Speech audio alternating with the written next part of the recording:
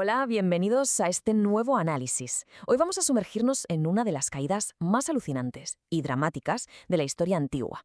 Es literalmente la historia de cómo una nación pasó de disfrutar de una época dorada, deslumbrante, a conformarse con imitaciones baratas. Nos vamos a centrar en el relato histórico del capítulo 12 del segundo libro de las Crónicas.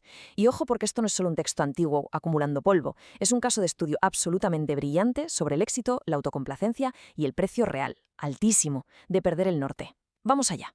La gran pregunta que va a guiar nuestro recorrido de hoy es muy directa. ¿Qué pasa exactamente cuando la época dorada de una nación es reemplazada por simples imitaciones de cobre? Y atención aquí porque no estamos hablando solo de economía o de las arcas del Estado. Al analizar esta historia queda clarísimo que perder la riqueza física, que aquí está representada por el oro, va indudablemente de la mano de un declive espiritual muchísimo más profundo. Es decir, hay un riesgo brutal cuando una base sólida se debilita y al final la sustituimos por algo que, en fin, solo brilla por fuera. Sección 1. La trampa del éxito. La seguridad genera autocomplacencia. Fijaos en la línea de tiempo porque es asombrosa la rapidez con la que se desmorona todo esto.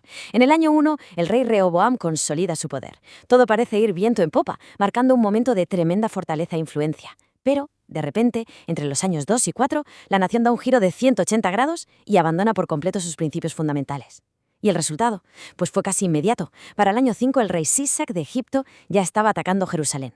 Literalmente un colapso en tiempo récord. Su propia autocomplacencia les trajo una amenaza física inminente, y casi sin previo aviso. Y hay un detalle vital en todo esto. El impacto no se quedó solo en el hombre sentado en el trono. Los textos históricos lo resumen con una frase que tiene un peso brutal. Y todo Israel hizo lo mismo. Fijaos en el tremendo efecto dominó que tiene el liderazgo. Las acciones de un líder, ya sea de un país entero, en una empresa o en cualquier grupo, influyen de forma contundente en quienes les siguen. La decisión de Rehoboam de apartarse de sus valores arrastró con él a todo el país. Es una demostración impactante, ¿verdad?, de la inmensa responsabilidad que conllevan las posiciones de autoridad. Sección 2. La consecuencia. Una pérdida de protección. Para poner esto en perspectiva hay que dejar muy claro que no era una simple escaramuza en la frontera. Los datos sobre la fuerza de invasión del rey Sisac son francamente abrumadores. Estamos hablando de 1.200 carros de guerra, 60.000 jinetes y una cantidad incalculable de soldados de a pie, incluyendo tropas libias, etíopes y Sukiyim, una auténtica barbaridad. Esta inmensa fuerza militar arrasó las ciudades fortificadas de Judá con una facilidad aterradora, hasta plantarse en las mismísimas puertas de Jerusalén. Esta calamidad nos deja una lección clarísima. Alejarse de una guía superior tiene consecuencias reales y tangibles.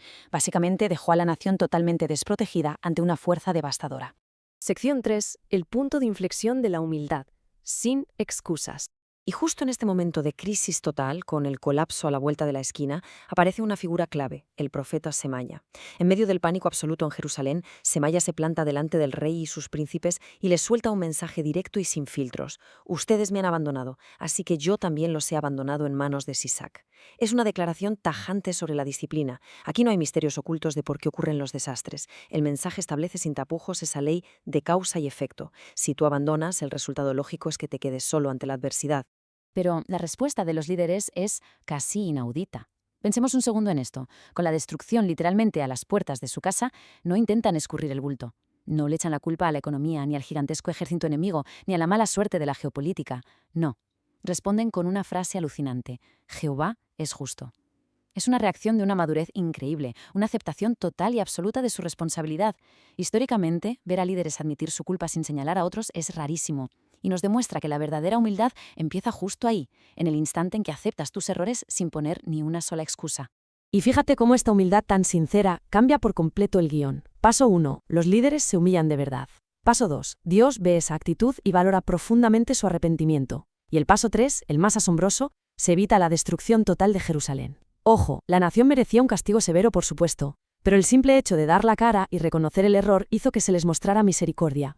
Es fascinante ver cómo siempre se tiene en cuenta cualquier pequeña evidencia de bien, valorando muchísimo esa capacidad sincera de rectificar. Eso sí, aunque se libraron de la aniquilación total, se llevaron una lección inolvidable. Hay una diferencia abismal entre servir bajo una guía divina, que te protege y busca tu bienestar, y servir a reyes extranjeros, un sistema basado en la opresión y el dominio absoluto. Se les permitió caer temporalmente bajo esa servidumbre para que sintieran en carne propia ese tremendo contraste. un duro recordatorio histórico de que depender de sistemas humanos siempre va a ser un sustituto muy deficiente. Sección 4. El sustituto de cobre, una poderosa metáfora. Tras el asedio, tocó pagar la factura de sus malas decisiones pasadas, y fue carísima. Durante el ataque, el rey Sisak arrambló literalmente con los mayores tesoros del país. Se llevó las inmensas riquezas del templo y del palacio real. Y entre todo ese botín se incluyó algo de un valor incalculable, los emblemáticos escudos de oro macizo que Salomón había mandado forjar en la cúspide de la época dorada de la nación. Es una pérdida trágica. No solo voló la riqueza económica, sino que perdieron el símbolo físico por excelencia de la bendición, la gloria y la protección de su pasado. Para pillar bien la magnitud de esta pérdida, miremos el profundo contraste entre ambas épocas. Por un lado tenemos los escudos de oro del reinado de Salomón, un valor material estratosférico y un significado espiritual ligado a la gloria antigua y a la bendición constante.